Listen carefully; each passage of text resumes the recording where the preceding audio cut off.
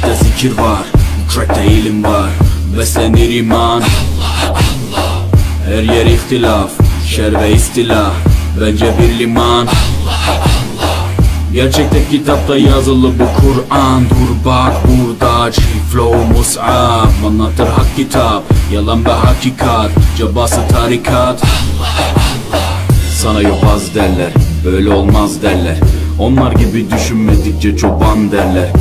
Biz Müslümanız, düşüncemiz hüsnü zandır. Bak istediğin güçle saldır, biz Rabbe müptelayız. İşimde Allah, dilimde Allah, zikrimde Allah, fikrimde Allah, aklımda Allah, aşkımda Allah, aslımda Allah, kanımda Allah. Hasbi Rabbi Cellallah, ma fi kalbi gayrullah.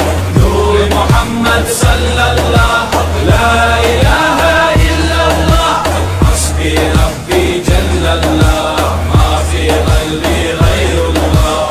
Nur Muhammed sallallahu, la ilahe illallah. Bu benden bir davet, nefse ikamet, hem de tek çare.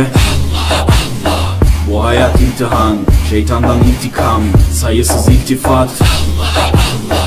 Güvendiğin dağlara kar yağar bak ancak Allah asla seni satmaz. Düşünce kalkmalısın, şükürle kalmalısın, desin hep kalp atışın. Günahla esti yerler, daha gençsin derler.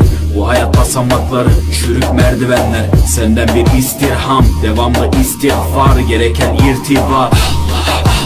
İşimde Allah, dilimde Allah, zikrimde Allah, fikrimde Allah, aklımda Allah, aşkımda Allah, aslımda Allah, kanımda Allah. Hasbi Rabbi Cellallah, ma fi kalbi gayrullah.